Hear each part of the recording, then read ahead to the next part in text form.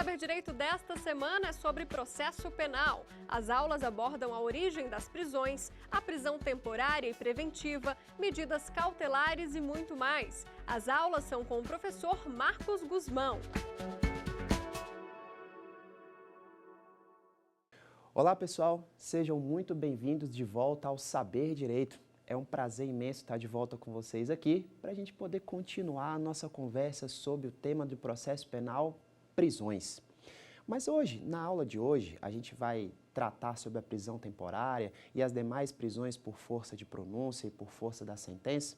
Mas veja que, o caminhado até chegar aqui, nós começamos falando sobre a evolução das prisões, o histórico das prisões, o que tínhamos nós na Idade Antiga, na Idade Média, a Idade Contemporânea e a Idade Moderna. Dentro dessa linha, a gente percebeu que a prisão sofreu uma alteração bastante grande, uma alteração substancial.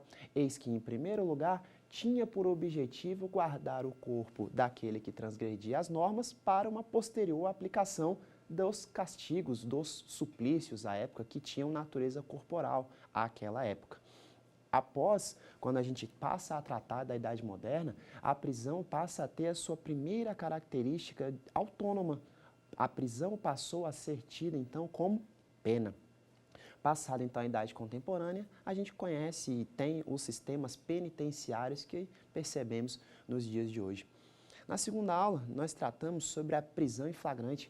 É a primeira prisão que acontece ainda no curso ou no início da persecução penal. Lembrando que persecução penal abrange o inquérito policial e a ação penal desde o recebimento da denúncia. Vimos todas as espécies de flagrantes, dividimos os que são legais e os que são ilegais e assim concluímos, inclusive, pelas hipóteses de não admissão da prisão em flagrante. Ao passo que continuamos falando sobre a famosa prisão preventiva, cheia dos seus mistérios, cheia das suas polêmicas e que nos dias de hoje muito se vê acontecer nos jornais. E a gente lembrou que ela tem dois requisitos, que são os indícios suficientes da autoria e a prova da materialidade, e lembrou que ela tem 4 fundamentos, que no caso seriam a garantia da ordem pública, a garantia da ordem econômica, a conveniência da instrução criminal e a garantia de aplicação da lei penal. Vimos também que a prisão preventiva não terá cabimento quando houver indícios ou houver elementos que demonstrem de forma manifesta que o crime foi cometido sob uma excludente de ilicitude. E verificamos ao final que ela poderá ser revogada e novamente decretada a qualquer momento nos autos, desde que o motivo reapareça ou deixe de existir. Em seguida, agora a gente vai começar a tratar então da nossa prisão temporária.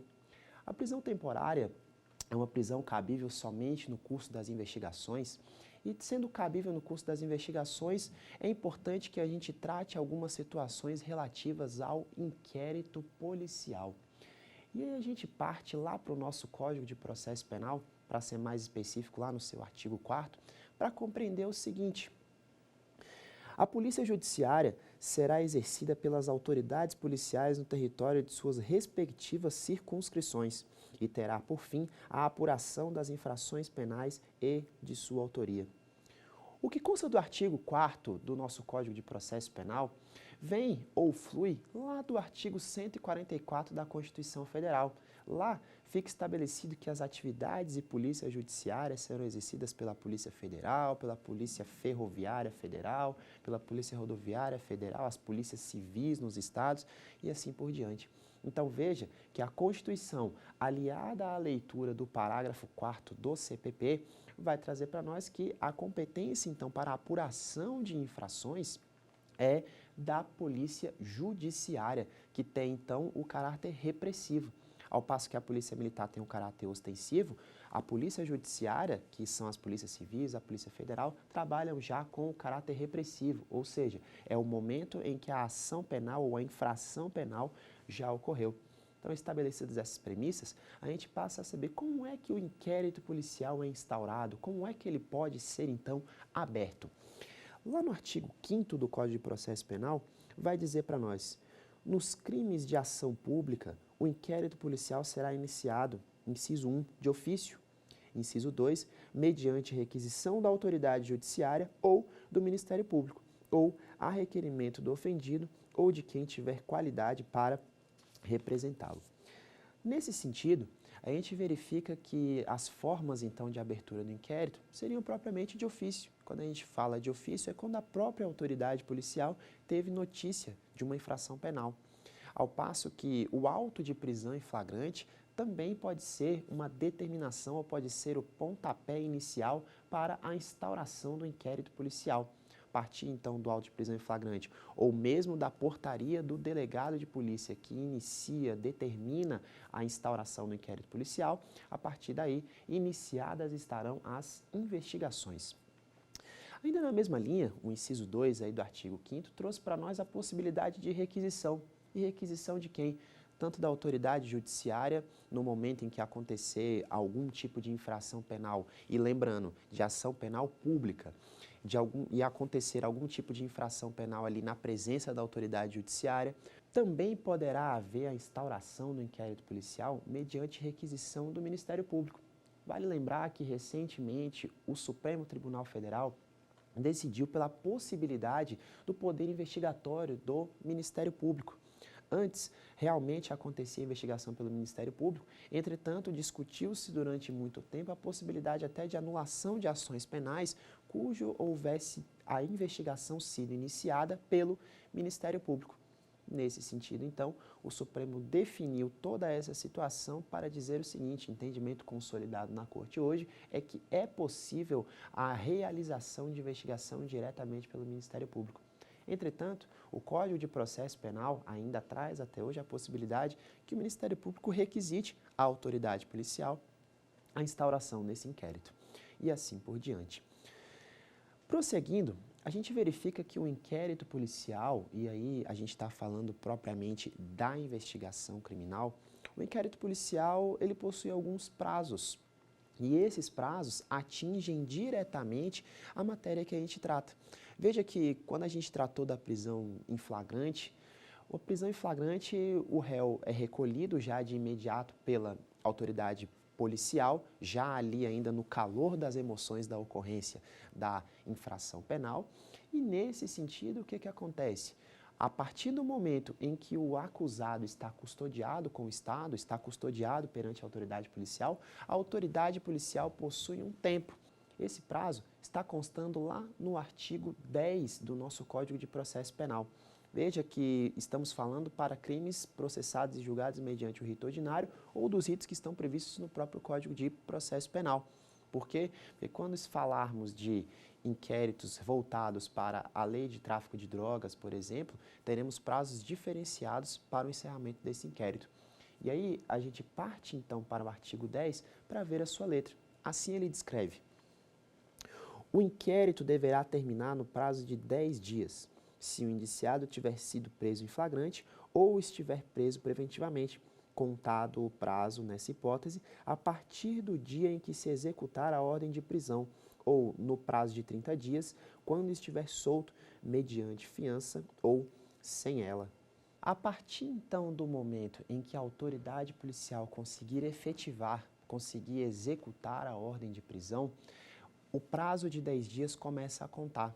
E veja o seguinte: extrapolado o prazo de 10 dias, a autoridade policial estará com a prisão ilegal. E veja, na forma do inciso 65 do artigo 5º da Constituição Federal, a prisão que é ilegal tem que ser imediatamente relaxada.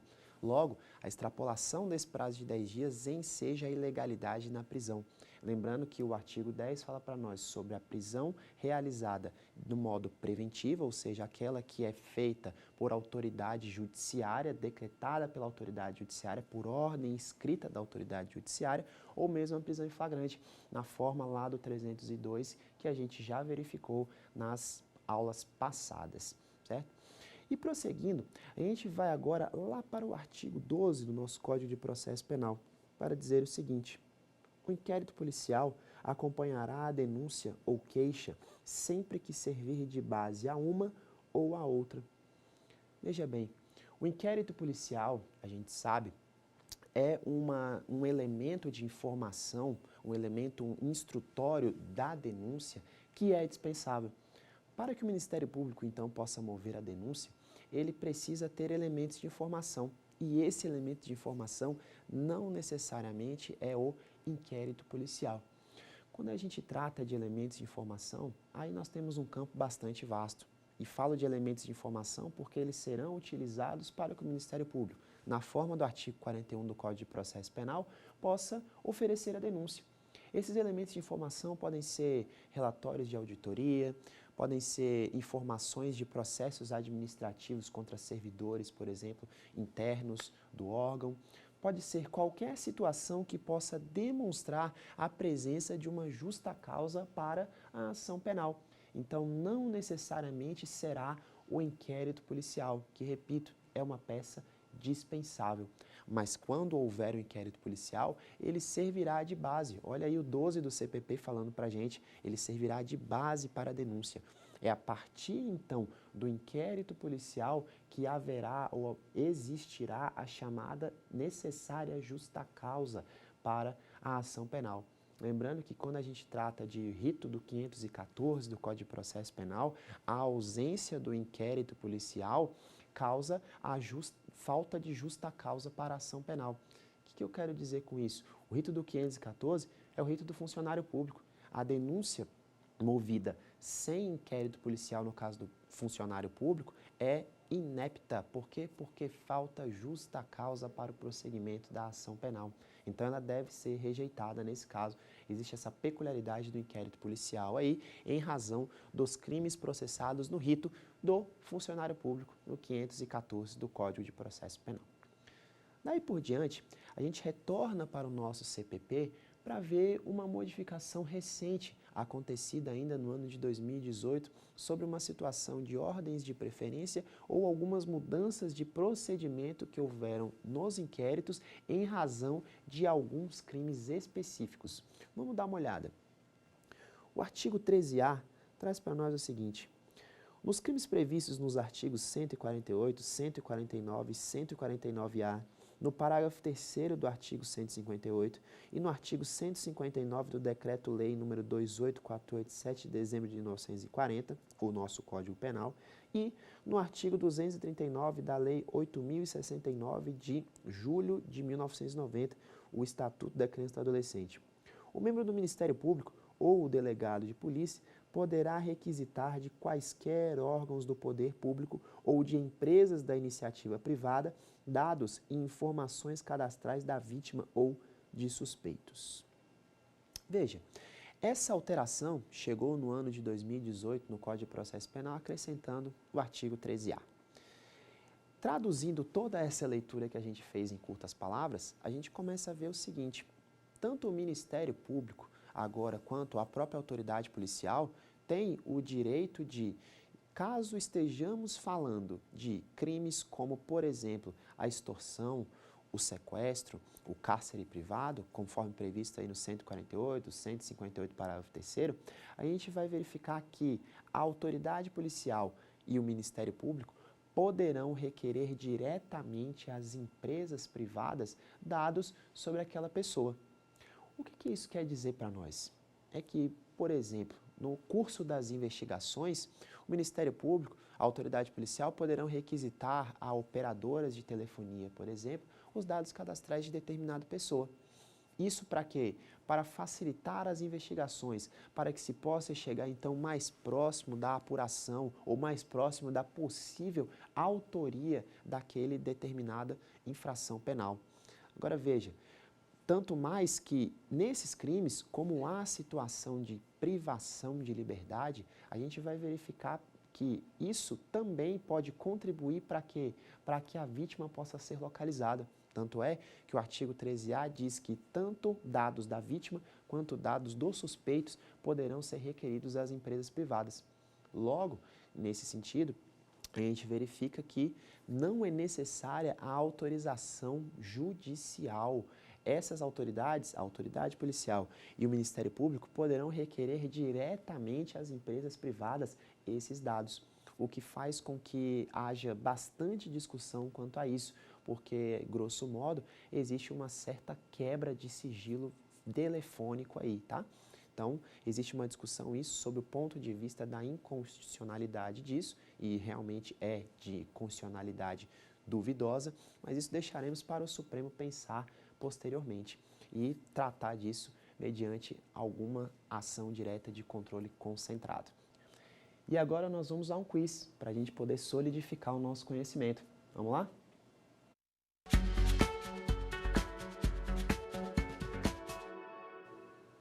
Em relação à prisão temporária, prevista na Lei 7.960 de 1989, assinale a alternativa correta.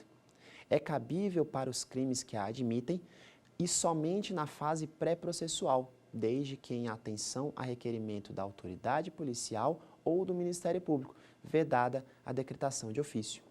É cabível para os crimes que a admitem tanto na fase pré-processual quanto na processual, a requerimento da autoridade policial ou do Ministério Público, vedada a decretação de ofício por 5 dias, prorrogáveis uma vez e pelo mesmo prazo, em caso de extrema necessidade devidamente demonstrada.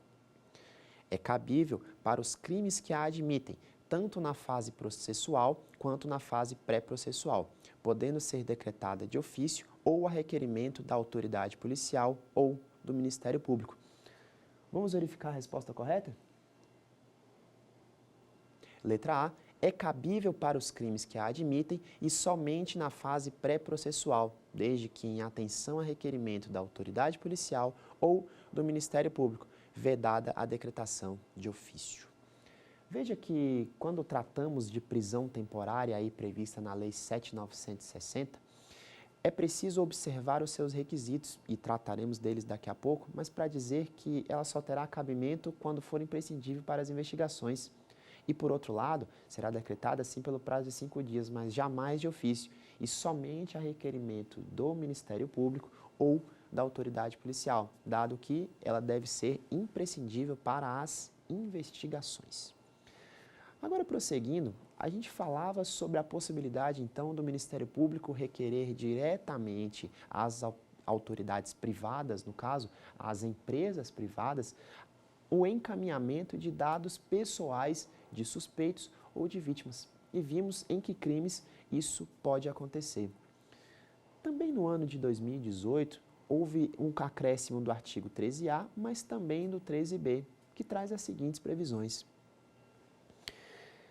Se necessário à prevenção e à repressão dos crimes relacionados ao tráfico de pessoas, o Ministério Público ou o delegado de polícia poderão requisitar, mediante autorização judicial, às empresas prestadoras de serviço de telecomunicações e ou telemática que disponibilizem imediatamente os meios técnicos adequados como sinais, informações e outros que permitam a localização da vítima ou dos suspeitos do delito em curso. Veja que nessa situação, o artigo 13b causou uma modificação. Primeiro, ele está falando do crime de tráfico de pessoas, muito comum hoje, né? Na verdade, ele foi mais publicizado nos dias de hoje. E tendo sido mais publicizado nos dias de hoje, a gente começa a perceber o tanto que o tráfico de pessoas acontece. Tudo isso para dizer o seguinte, que quando estivermos falando do crime de tráfico de pessoas, agora sim, mediante autorização judiciária, o membro do Ministério Público e ou a autoridade policial poderão requerer a disponibilização imediata de sinais, de dados telemáticos e assim por diante. O que quer dizer isso? Que a partir de agora, há a possibilidade de que a Justiça determine às empresas privadas a disponibilização da possibilidade de grampos e de grampos imediatos. Isso para quê? Vejam que é fundamental e o 13b traz a palavra imediatamente. E ele traz a palavra imediatamente para dizer e demonstrar que existe um caráter temporal importantíssimo nessa história. Isso porque tráfico de pessoas, a pessoa realmente tem a sua liberdade cerceada com o objetivo de ser levada para um outro país e assim por diante. Vejam que o tempo aí é fundamental para quê? Para que se consiga evitar esse delito, para que se consiga capturar a vítima, capturar os possíveis suspeitos e assim buscar evitar. Então veja que o artigo 13b vem com uma medida efetiva no sentido de salvar a vida da vítima, buscar salvar a vida da vítima preservada de forma mais rápida possível. Veja que até mesmo a lei de organização criminosa, quando fala lá sobre a situação dos compromissos ou dos benefícios que o delator pode ter, um deles é que quando estivermos tratando de crimes com privação de liberdade, por exemplo, tráfico de pessoas, por exemplo, sequestro, o delator tem o dever de dizer sobre a integridade física da vítima para que ela seja encontrada. Ele tem o dever de dizer qual o seu paradeiro e ela deve ser encontrada de forma preservada, sem constar lesões ou qualquer tipo de violação da sua integridade física. Nesse sentido, retornando ao que diz o 13b, o fator temporal aí, a palavra imediatamente, demonstra para nós a importância que há na situação de se encontrar a vítima ou mesmo os suspeitos de forma mais rápida e mais célere possível. Prosseguindo, a gente então muda para uma leitura própria lá do artigo 15 do Código de Processo Penal, que diz o seguinte: se o indiciado for menor, ser-lhe-á nomeado curador pela autoridade policial. Normalmente, o que acontece é o seguinte: quando a gente trata de menor, o menor geralmente deve ser acompanhado, ou seja, quando ele comete algum tipo de ato infracional, análogo a qualquer crime, a mãe ou o pai, ou os responsáveis no caso, são chamados de imediato. Essa possibilidade do curador é a possibilidade de que não seja encontrado nenhum dos responsáveis de imediato. Não sendo encontrados nenhum dos responsáveis de imediato, a autoridade policial, então, nomeará um curador para que possa, então, representar aí o menor. Prosseguindo, agora a gente começa a adentrar, então, na prisão temporária propriamente dita. E modificando a leitura do que a gente estava falando, como eu falei, ela é importante no ponto de vista das investigações, ela deve ser imprescindível para as investigações. Nós vimos já que a autoridade policial pode iniciar o inquérito de ofício, mediante a portaria ou mediante o auto de prisão em flagrante, mas também poderá fazê-lo mediante requisição do Ministério Público ou mesmo da autoridade judiciária ou mesmo do próprio ofendido, quando vai até a autoridade policial e apresenta a chamada notícia crimes, que é um método muito conhecido para a instauração, possibilitar a instauração do inquérito policial.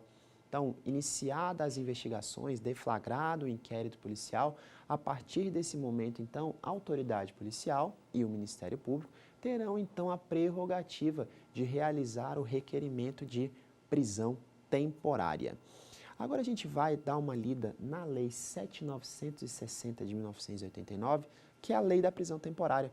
Ela traz a previsão completa da prisão temporária, é uma lei bastante curta, mas que serve para mostrar para nós como é que funciona a dinâmica dessa modalidade de prisão que também tem natureza cautelar. Vamos lá. Assim diz o artigo 1º da Lei 7.960 de 89. Caberá prisão temporária, inciso 1, quando imprescindível para as investigações do inquérito policial. Veja bem, imprescindível. Não pode haver um outro meio para as investigações. As investigações correrão risco se não houver a prisão temporária. E veja, a imprescindibilidade deve ser demonstrada pela autoridade policial ou pelo Ministério Público quando requererem a instauração da prisão temporária. Agora veja, essa imprescindibilidade deve vir acompanhada de dados concretos. Normalmente, ela acontece após um tempo do trâmite do inquérito policial, onde a autoridade policial já conseguiu reunir alguns elementos, já conseguiu reunir algumas provas ou alguns indícios que possa demonstrar para a autoridade judiciária a imprescindibilidade dessas investigações. Prosseguindo, diz o inciso 2. Quando o indiciado não tiver residência fixa ou não fornecer elementos necessários ao esclarecimento da sua identidade. Veja que o inciso 2 aqui do artigo 1º da Lei 7.960 remonta a uma antiga modalidade de prisão que foi extinta do Código de Processo Penal pela Constituição de 88. era a chamada prisão para averiguação. Qualquer dúvida ou qualquer suspeita que houvesse sobre a identidade, sobre a residência ou sobre qualquer informação daquela pessoa que havia cometido uma infração penal, ou mesmo não, tanto é que tinha muitas pessoas que não tinham cometido qualquer infração penal e eram levados à delegacia, eram detidos, estavam sob a chamada prisão para averiguação. E assim o era para quê? Para que se pudesse encontrar dados sobre essa pessoa, dados pessoais, dados de identidade mesmo, ou dados de residência, dados familiares e assim por diante. Então, esse inciso 2 aí do artigo 1º sofre as suas críticas exatamente por conta dessa extinção à vida em razão da prisão para averiguação. Diz a doutrina que ela seria mais ou menos um subsidiário, né? Seria mais ou menos aí um discípulo da chamada prisão para averiguação e que teria sua constitucionalidade altamente duvidosa, posta em xeque de fato. Passando para o inciso 3 do artigo 1º, a gente verifica o seguinte: quando houver fundadas razões, de acordo com qualquer prova admitida na legislação penal, de autoria ou participação do indiciado nos seguintes crimes: homicídio doloso, sequestro ou cárcere privado, roubo, extorsão, extorsão mediante sequestro, estupro, atentado violento ao pudor, rapto violento, epidemia com resultado morte, envenenamento de água potável ou substância alimentícia ou medicinal qualificado pela morte, quadrilha ou bando, genocídio, tráfico de drogas, crimes contra o sistema financeiro, crimes previstos na lei antiterrorismo.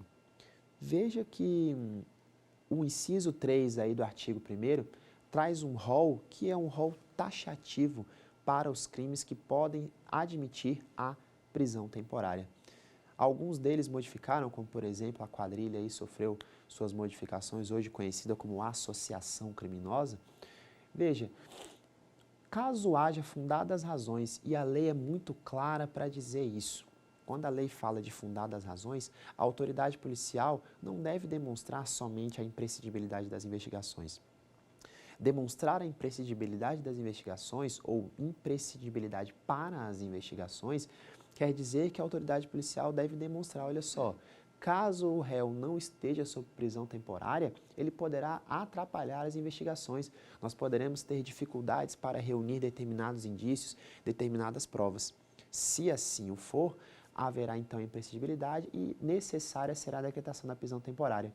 Diferente do que consta do inciso 3. O inciso 3 fala de fundadas razões de autoria ou participação nos crimes aí elencados. A partir daqui agora, a autoridade policial ou o Ministério Público, ao requerer a prisão temporária, devem demonstrar de forma cabal a existência, então, de um desses crimes. Deve-se demonstrar a prova da materialidade desses crimes. Quanto ao artigo 1º aí da Lei 7.960, eu preciso ressaltar um ponto importante que a doutrina tem dito. Se nós notarmos, o inciso 1 fala sobre a imprescindibilidade das investigações. O inciso 2 fala quando o réu não fornecer dados para sua identificação ou sobre a sua residência. E o inciso 3 traz um rol de crimes, cujo réu deve ter participado ou sido o autor deles para que se possa admitir a prisão temporária. A doutrina tem dito muito sobre a impossibilidade de haver qualquer tipo de concomitância dos 3 requisitos ou dos 3 incisos. Isso porque faz lógica. Vamos pensar um pouco. Quando a gente dá uma lida no inciso 1, no inciso 2 e no inciso 3, veja que o inciso 1 como o inciso 2 são incompatíveis, porque quando nós tratamos então da necessidade da identificação do réu ou da identificação da sua residência, não há nenhum tipo de investigação. Nós não estamos falando de nenhum crime. O réu simplesmente foi detido porque não forneceu dados ou forneceu elementos que propiciassem uma investigação rápida ou mesmo uma realização rápida daqueles dados ali presentes. O que isso quer dizer? Notem que é impossível, então, haver a concomitância dos incisos 1 e 2, ao passo que a gente também percebe uma ausência de concomitância ou ausência de impossibilidade de concomitância entre os três incisos. Por quê? Porque quando a gente fala das investigações, né, sobre a situação da identidade do réu ou mesmo da sua residência, repito, nós não estamos falando necessariamente de crimes. Podemos estar falando sim, mas não estamos falando necessariamente de crimes. Então veja, o inciso 2, ele é um inciso que é isolado. Isso quer dizer o quê? A doutrina diz então que os incisos 1, ou os incisos 3, ou os incisos 2 e inciso 3 poderão combinar entre si. Jamais poderá haver qualquer combinado entre os três. Jamais poderá haver qualquer concomitância entre os três incisos, certo? E a partir de agora, a gente volta para um quiz para poder analisar o quê? O nosso conhecimento. Vamos lá?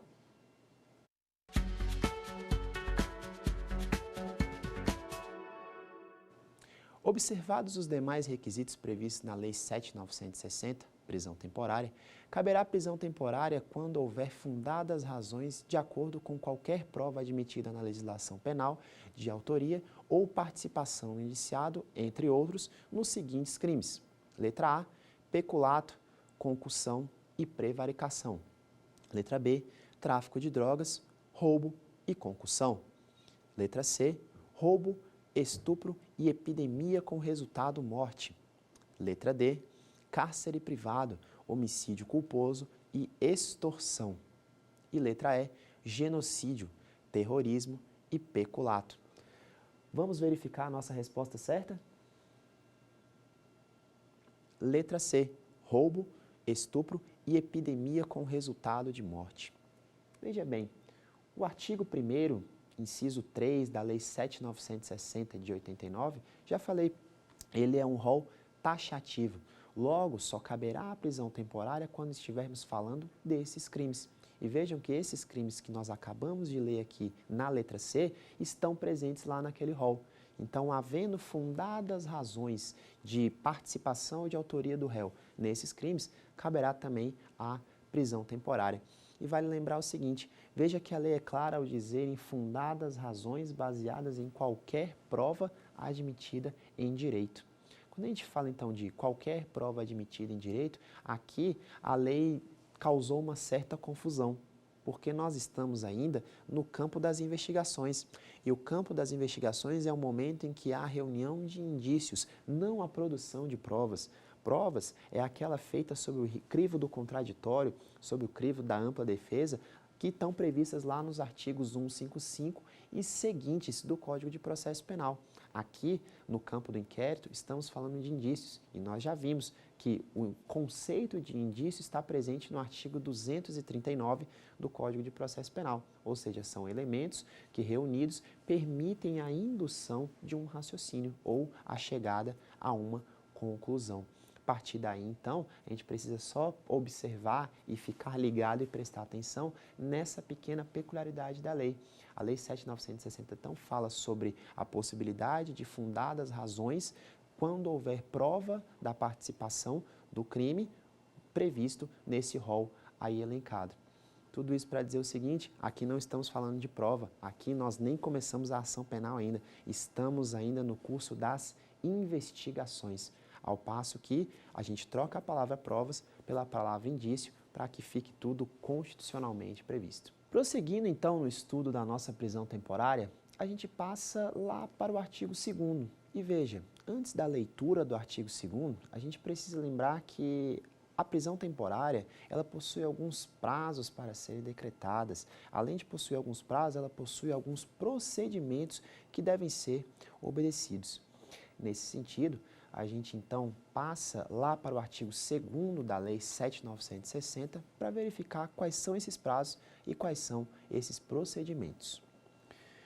A prisão temporária será decretada pelo juiz em face da representação da autoridade policial ou de requerimento do Ministério Público e terá o prazo de 5 dias, prorrogável por igual período em caso de extrema e comprovada necessidade.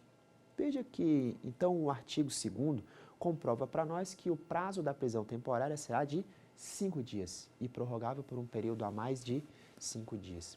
Veja que, extrapolado esse prazo, essa prisão se tornará ilegal.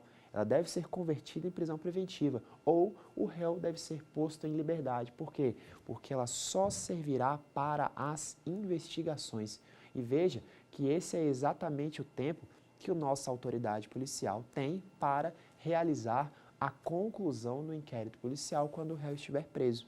Então veja, ultimamente a prisão temporária foi bastante utilizada, mas ela estava um pouco apagada. Então, a partir da chegada ou da deflagração das primeiras fases da Operação Lava Jato, a prisão temporária foi ressuscitada, vamos dizer assim. Ela voltou a aparecer e então ficou bastante em voga, conforme tem se visto aí nos veículos de imprensa noticiado.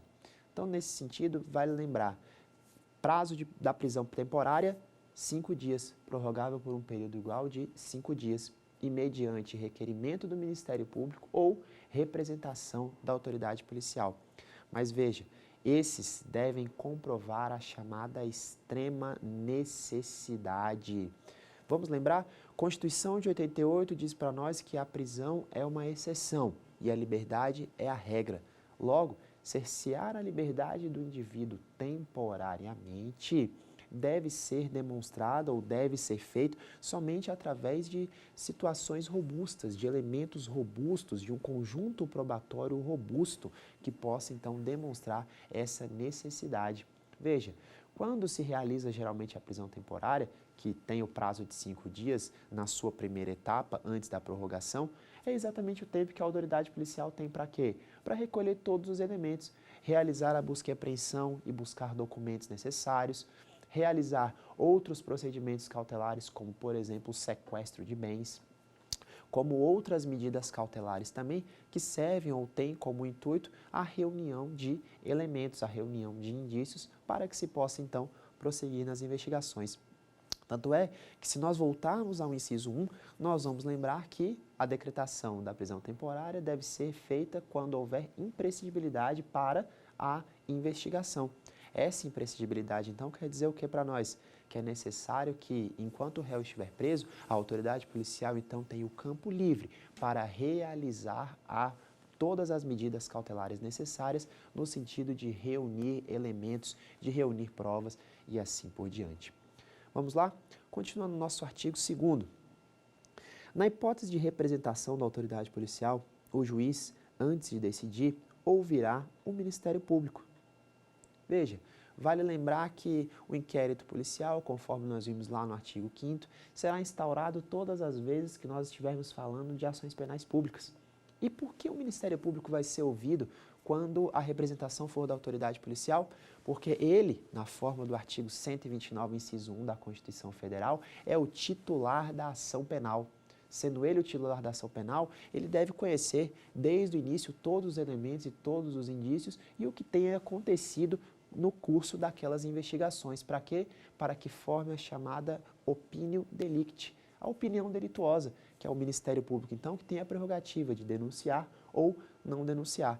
Lembrando que as ações penais públicas são divisíveis. O Ministério Público poderá denunciar a uns e deixar de denunciar a outros, a depender do quê? Dos elementos de prova, dos indícios que forem reunidos no curso das investigações ou nas peças de informação que basearem a denúncia.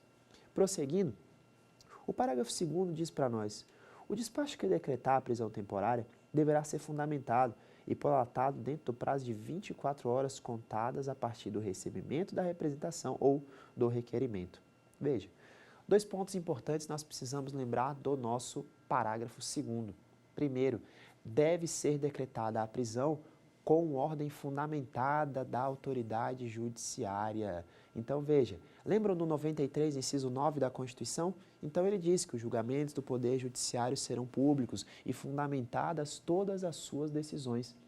Logo, não seria por menos ou com muito mais necessidade a fundamentação da decisão para decretar a prisão, seja ela preventiva, seja ela temporária, seja ela por força das demais situações que a gente verifica, então, aí nas prisões cautelares. E mais um detalhe importante: dentro dessa ideia, a análise do pedido de prisão temporária deve ser feita no prazo de 24 horas. Isso para quê? Esse prazo de 24 horas, então, aí previsto no parágrafo 2º, traz para nós a necessidade do quê? Combina exatamente quanto à imprescindibilidade das investigações. É fundamental, então, que a autoridade judiciária analise isso de forma muito célere. Tanto é que tem determinação na lei para que haja um plantão, tanto do Ministério Público quanto do Poder Judiciário, em todas as comarcas, para uma análise célere, uma análise rápida da prisão temporária. Por quê? Porque isso, o fator temporal, pode ser fundamental para que se colha determinados indícios ou se perca. Então, logo, esse parágrafo 2º aí tem essa importância porque mostra para nós a importância da análise rápida do requerimento de prisão temporária. Prosseguindo, então, aí no nosso artigo 2º, a gente verifica o seguinte no parágrafo 3º. O juiz poderá, de ofício ou a requerimento do Ministério Público e do advogado, determinar que o preso lhe seja apresentado, solicitar informações e esclarecimentos da autoridade policial e submetê-lo ao exame de corpo de delito. Veja que aqui, no parágrafo 3º, existe uma preocupação da lei com a integridade física do nosso acusado, mas muito mais importante do que isso, o valor maior que se pretende defender aqui é a legalidade da prisão. A prisão deve ser legal, a prisão deve ter sido feita de forma rígida, deve ter sido feita observado os estritos termos do decreto de prisão temporária. Logo, o réu não pode sofrer nenhum tipo de humilhação, nenhum tipo de violação da sua integridade física. Inclusive, há a determinação aí no parágrafo 3º para que ele possa ser submetido ao exame de corpo de delito. Para quê? Para verificar as suas condições no momento em que ele ingressa na custódia do Estado. Prosseguindo, diz o parágrafo 4º.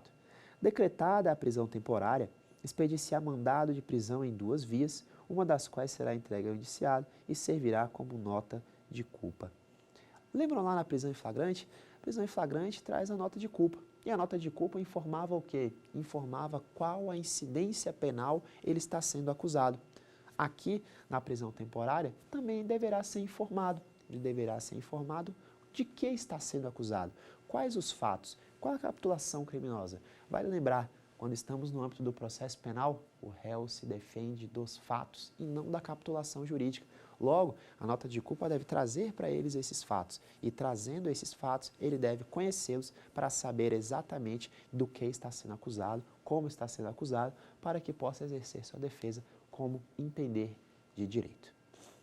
Prosseguindo, parágrafo 5º. A prisão somente poderá ser executada depois da expedição no mandado judicial. Esse parágrafo 5º ele é até bastante óbvio, né? Vamos lembrar lá do inciso 61, no nosso artigo 5º, que vai dizer o quê? Que as prisões que existem serão em flagrante ou mediante ordem escrita da autoridade judiciária. Logo, esse parágrafo 5º combina exatamente com o que está lá. Ou é flagrante ou é ordem escrita da autoridade. E veja, o mandado, então, é um extrato, é como se fosse um extrato daquela determinação da autoridade judiciária. Logo, o réu só poderá ter sua liberdade cerceada com esse mandado em mãos, que é exatamente a forma mais clara de se demonstrar aí a ordem escrita, então, do juiz. Inclusive, é entregue a ele, como já vimos, como nota de culpa, certo? Vamos em frente. Efetuada a prisão, a autoridade policial informará ao preso os direitos previstos no artigo 5º da Constituição Federal. De que direitos estamos falando? Veja que é importante, a lei traz, então, a lei é de 89, certo? E a Constituição Federal é de 88. Então, editada logo no ano seguinte à promulgação da Constituição Federal, ela traz a necessidade do quê? De que o preso seja, então, informado de todos os seus direitos constitucionais. Que direitos constitucionais nós estamos falando? Estamos falando, em primeiro lugar, do direito de permanecer em silêncio, de não produzir prova contra si mesmo. Em segundo lugar, estamos falando sobre os seus direitos de ter contato com a sua família. Já falamos isso nas últimas aulas para dizer o quê? Que isso segue exatamente o princípio da dignidade da pessoa humana. A família deve conhecer o paradeiro do seu ente querido, então, preso, para quê? Para que possa tomar providências e assim por diante. Lembrando as épocas que já falamos aí, que a família jamais soube o paradeiro até os dias de hoje, de algumas pessoas que foram detidas. E, por último, também o direito da assistência ao advogado. Veja que o réu tem o direito já de início, não é uma faculdade, na verdade, é uma obrigatoriedade que a autoridade policial informe a ele todos os seus direitos, inclusive esse direito que é bastante importante, certo? É facultativa a presença dele no curso das investigações, ele quem? O advogado, mas precisa-se ter o réu garantido esse direito. E quando a gente fala então de normas que restringem direitos, principalmente normas de prisão, esses direitos precisam ficar claros, precisam ficar elencados e jamais poderá haver qualquer tipo de interpretação extensiva quando estivermos tratando de normas restritivas de direito. Logo, tudo isso para dizer o seguinte: quando ocorre a prisão, o máximo possível de garantias devem ser informadas. Na verdade, todas elas devem ser informadas. Todas as garantias devem ser informadas, devidamente informadas e, principalmente, devidamente obedecidas. Para quê? Para que se tenha uma prisão sobre o seu aspecto completamente legal. Já verificamos agora há pouco que a autoridade judiciária poderá verificar a legalidade dessa prisão, verificar inclusive a integridade física do réu através da determinação do exame de corpo de delito. Daí, então, a importância dele ser informado sobre todas essas situações, sobre todos os seus direitos e garantias fundamentais. Vamos lá? Vamos para um quiz para a gente poder solidificar o nosso conhecimento? Vamos lá!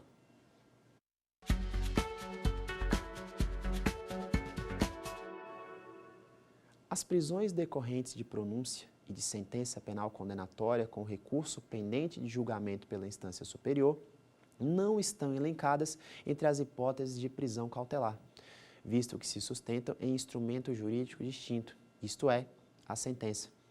Vamos julgar esse item para ver a resposta certa? A resposta está errada. E está errada por quê? Porque quando a gente fala de prisões por força de pronúncia ou prisão por força de sentença, em que pese a alteração do título da prisão, ela continua tendo natureza cautelar. Por quê? Porque ainda não acabou o processo. Lembra do inciso 57, lá do artigo 5º, que somente haverá a formação da culpa quando? Com o trânsito em julgado. Então, em qualquer momento do processo, estaremos falando sempre de prisões cautelares e deve ser observado que, no caso da prisão por força de pronúncia ou da prisão por força de sentença, devem ser obedecidas, então, as requisitos ou os fundamentos constantes do artigo 312 do Código de Processo Penal. Sim, aqueles que se utiliza para a decretação da prisão preventiva. Vamos em frente? Continuando, então, a análise sobre a prisão temporária, a gente precisa relembrar, então, da sua natureza cautelar, da imprescindibilidade para as investigações, do rol de crimes, do seu prazo de 5 dias prorrogáveis por mais 5, bem como a possibilidade, então, dela ser decretada mediante a representação da autoridade policial ou requisição do Ministério Público. Com isso, a gente continua, então, uma análise do parágrafo 2º do Código de Processo Penal e analisa pulando lá para o parágrafo 7º, que é o que nos falta analisar. Vamos lá. Efetuada a prisão, a autoridade policial informará o preso dos seus direitos previstos no artigo 5º. E, em seguida, decorrido o prazo de 5 dias de detenção, o preso deverá ser posto imediatamente em liberdade, salvo se já tiver sido decretada a sua prisão preventiva. Vamos lembrar mais uma vez? Prisão é exceção e liberdade é regra. A própria lei, aí no parágrafo 7º, determina o quê? Que, terminado o prazo, o réu deve ser colocado imediatamente em liberdade. Então vamos exemplificar? Caso o réu permaneça 5 dias preso, e o juiz, então, vai analisar a sua prisão ou a possibilidade da sua prorrogação de prisão no 5º dia. A decisão deve sair nesse mesmo dia, porque se sair no 6º dia, o réu não terá o direito, então, de ter realizado o seu parágrafo 7º aqui, que é o quê? Ser posto em liberdade imediatamente. Não haverá continuidade, então, nessa prisão. Ainda no 5º dia, deve estar decidida a prorrogação ou não, porque findado o 5º dia e não havendo decisão, a prisão será ilegal e deverá ser imediatamente relaxada.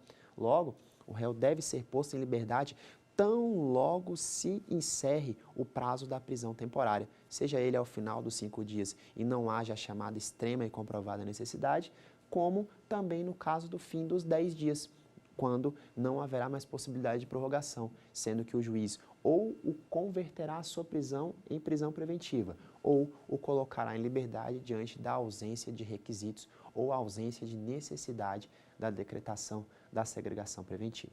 Vamos em frente? Continuando, então, é importante que a gente leia aí, para concluir a análise da Lei 7.960, aquilo que consta do artigo 3º. Os presos temporários deverão permanecer obrigatoriamente separados dos demais detentos.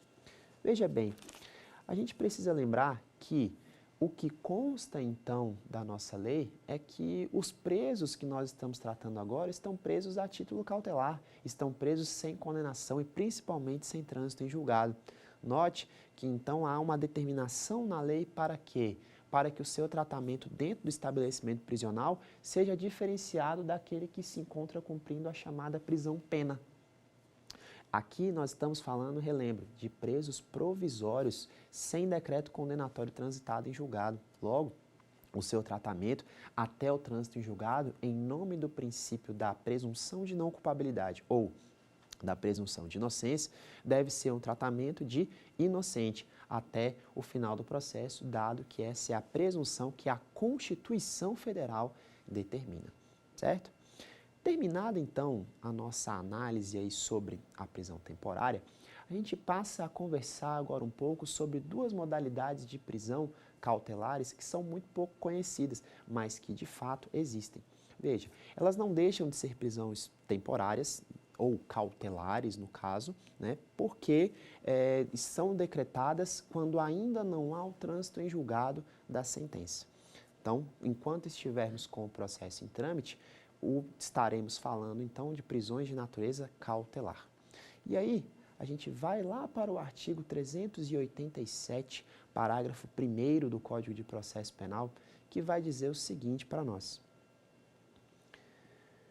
O juiz decidirá fundamentadamente sobre a manutenção, ou, se for o caso, a imposição de prisão preventiva ou de outra medida cautelar, sem prejuízo do conhecimento da apelação que vier a ser imposta. Vamos lá. O parágrafo 1º aí, então, está dizendo para nós que no momento em que o juiz for realizar a sentença condenatória, no momento em que o juiz for condenar o réu ou for absolvê-lo, ele deverá analisar a manutenção da prisão. Isso no caso, obviamente, de tê-lo condenado. Condenou o réu, o juiz deve analisar. Estão presentes, então, os requisitos do 312? Temos, então, indícios de autoria? Temos, então, prova da materialidade? Lembrando que agora já estamos posteriormente à instrução processual e já estamos no decreto condenatório. Analisados os requisitos, existem fundamentos idôneos para que se decrete a prisão preventiva? O juiz analisará isso por força da sentença, por ocasião da sentença, no momento de condenar o réu, caso assim ele se convença.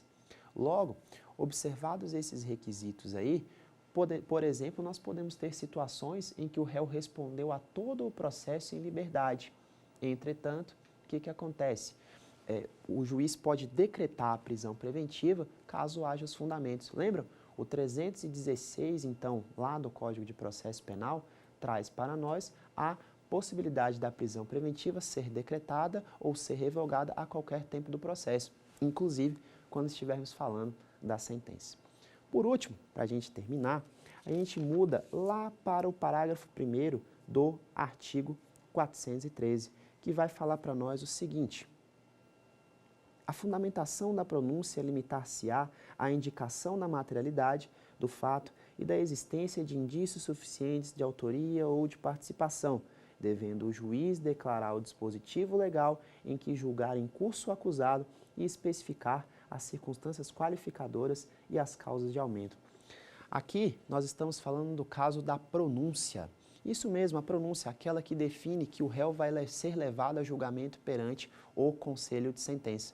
Nessa decisão, não pode haver, então, excesso de linguagem, não pode haver, então, palavras do juiz que demonstrem certezas sobre uma condenação, porque isso será lido para os jurados lá na frente.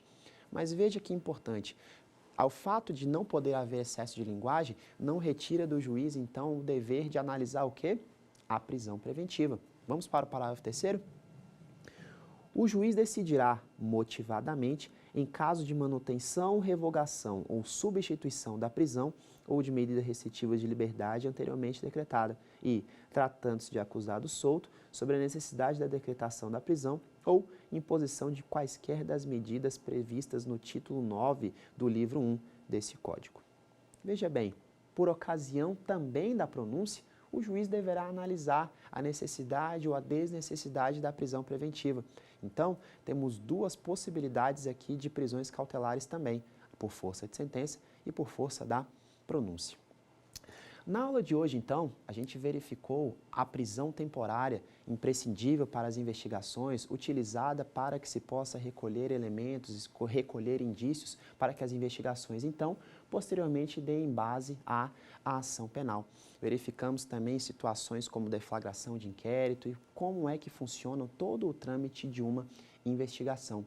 Verificamos também, ao final, a possibilidade, então, de duas novas prisões preventivas. No caso, aquela decretada por força de sentença ou decretada por força de pronúncia. E vale lembrar que todas elas têm natureza cautelar, porque não estamos falando de prisão com trânsito em julgado. A presunção até o trânsito em julgado é de inocência e não de culpa, tá certo? A gente prossegue, então, na próxima aula. Um grande abraço e até lá!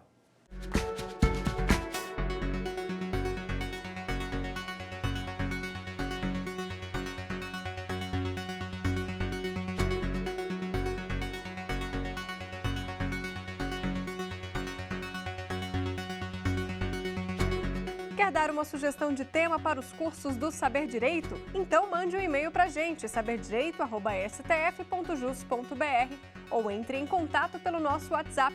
O número é esse que aparece na sua tela. Você também pode estudar pela internet. É só acessar tvjustiça.jus.br ou rever as aulas no nosso canal do YouTube, TV Justiça Oficial.